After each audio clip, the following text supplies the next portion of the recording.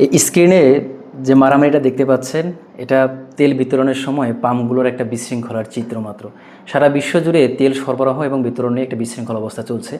তো বাংলাদেশে এই তেল বিতরণ ব্যবস্থাপনাকে কিভাবে নিয়ন্ত্রণের মধ্যে নিয়ে আসা যায়, সেজন্য আমি একটা অ্যাপস বানিয়েছি। তো সেই অ্যাপসে কী কী সুযোগ সুবিধা আছে সেগুলো আমরা একটু দেখে নিতে পারি। চলুন আপনাদেরকে স্ক্রিনে নিয়ে গিয়ে আমি সেই অ্যাপসটার সুযোগ সুবিধাগুলো একটু দেখিয়ে দিই। ফুয়েল রেশনিং সিস্টেম অ্যাপসটা ফোনে ইনস্টল করার পর এখানে প্রবেশ করলে দেন এখানে দেখতে পাবেন যে গাড়ির নম্বর লিখুন বা স্ক্যান করুন। এখানে জাস্ট লিখে দিলেই হবে। ধরেন যে গাড়ির নাম্বার ম 1 2 3 4 5 6 এমন একটা নাম্বার। এই নাম্বারটা এখানে টাইপ করার পরে কিচ্ছু করতে হবে না, এইভাবে রেখে দিতে হবে। তবে এখানে একটা স্ক্যানিং সিস্টেম রাখা হয়েছে, কারণ এটা এখন চলবে না, বিকজ গাড়ির নম্বর প্লেটগুলোতে কাদা ধুলা ময়লা লেগে থাকে, নাম্বার দেখা যায় না, ভাঙাচোরা থাকে, বিভিন্ন ফন্ট থাকে, সো এটা ডিফিকাল্ট হয়েছে। তার চেয়ে বরং খুব সহজেই একটা গাড়ির 6টা ডিজিটের নাম্বার কিন্তু এখানে তুলে দেওয়া যায়, জাস্ট এভাবে, আর কিছু করতে হবে না। দেন অনেক তেল পাম্প কর্তৃপক্ষ চায় যে বৈধ কাগজ দেখে তারপর তেল দেওয়া। যদি এমনটা হয় তাহলে তারা এখানে কাগজপত্র দেখার পর এখানে জাস্ট এখানে ওকে করে দেবে। আর যদি কেউ কাগজপত্র না দেখে তবুও এটা দিতে হবে, কারণ আমরা সিস্টেম এটা রেখেছি। তাহলে প্রথমে গাড়ির নাম্বারটা ইনপুট করবে, দেন কাগজপত্র ঠিক আছে না, যদি কেউ চায় দেখতে অথবা কেউ না চায় দেখতে তবুও এটাকে ডান দিকে সরিয়ে দিতে হবে।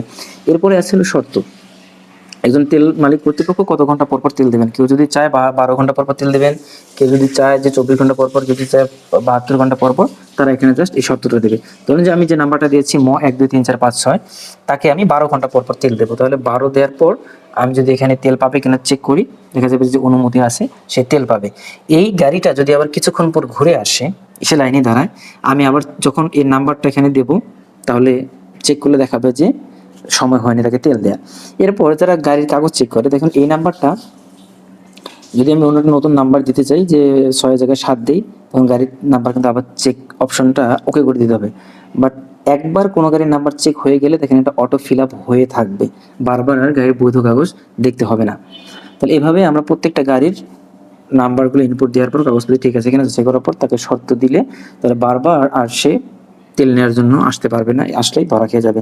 আরেকটা ব্যাপার আছে যে নতুন এখন তেল মালিক কর্তৃপক্ষ টোকেন দিচ্ছে বা নানান ধরনের সিস্টেম করছে, সেগুলো ম্যানুয়ালি মেনটেনিং করা অনেক ঝামেলা। তার সাথে বরং এটা একদম ডিজিটালি সেভ হয়ে থাকবে। ইভেন এই পুরো ডাটাটাই আমাদের হিস্ট্রিতে সেভ হয়ে থাকবে। এই যে আমি আজকের একদিনে কতগুলো তেল দিলাম সেগুলো এখানে দেখা যাবে, এবং চাইলে সেগুলোকে প্রিন্ট করা যাবে, পিডিএফ আকারে সেভ করে সেগুলোকে প্রিন্ট করা যাবে। সো এখানে আমার মনে হয় যে এটা খুব ভালো একটা সুবিধা দেবে তেল মালিক কর্তৃপক্ষকে মনিটরিংয়ে নিয়ে আসার জন্য, নিয়ন্ত্রণ করার জন্য। তো যদি কেউ চায় তারা যোগাযোগ করতে পারেন, আমার ফোন নাম্বার দেওয়া আছে।